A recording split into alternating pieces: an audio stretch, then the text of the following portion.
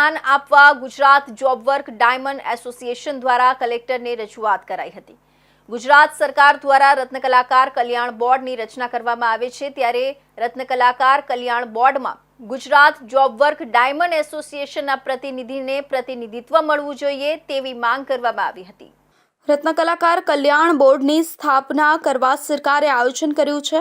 જેમાં Surat job work એસોસિએશનને સમાવવા કલેક્ટરને આવેદનપત્ર આપી રજૂઆત કરવામાં આવી હતી। રજૂઆતમાં જણાવાયું હતું કે ગુજરાતમાં હીરાનું જોબ વર્ક કરતા 5000 કારખાનેદારો 5 લાખ રત્ન કલાકારોને રોજગાર આપે છે। સરકાર રત્ન કલાકાર કલ્યાણ બોર્ડની રચના કરે તેમાં ગુજરાત જોબ વર્ક ડાયમંડ એસોસિએશનને પ્રતિનિધિત્વ મળવું જોઈએ,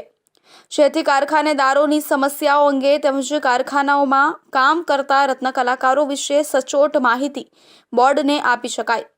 આ ઉપરાંત રાજ્ય સરકાર દ્વારા રત્ન કલાકારો માટે મળતી સહાય કે અન્ય કોઈ યોજનાઓ અને લાભ બહાર પાડવામાં આવે ત્યારે જોબ વર્ક એસોસિએશન જરૂરી સૂચનો આપી શકે અને તેના આધારે રત્ન કલાકારોને જરૂરી મદદ મળી શકે।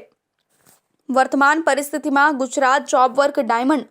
એસોસિએશન સાથે જોડાયેલા મેમ્બરો બહારથી મજૂરીએ હીરા કાચો માલ લાવી રત્ન કલાકારો પાસે કટ અને પોલિશ કરાવીને મજૂરી રૂપે આવક મેળવીએ છીએ।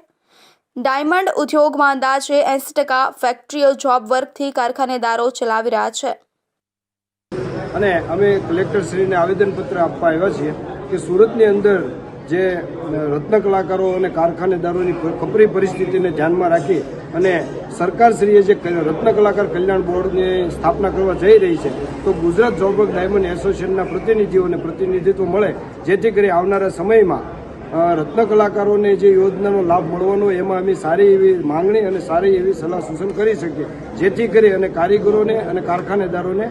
ઘર્ષણ ન થાય અને વેપારીઓ સાથે અને કારીગરો સાથે અમે મધ્યસ્તરવાળા છીએ કે આજે માર્કેટ ડીમ છે તો વેપારીઓની પણ કમાણી ઘટી છે, તો આપણે સૌની સાથે રાખી અને આનો એક યોગ્ય રસ્તો લાવવો જોઈએ, એના માટે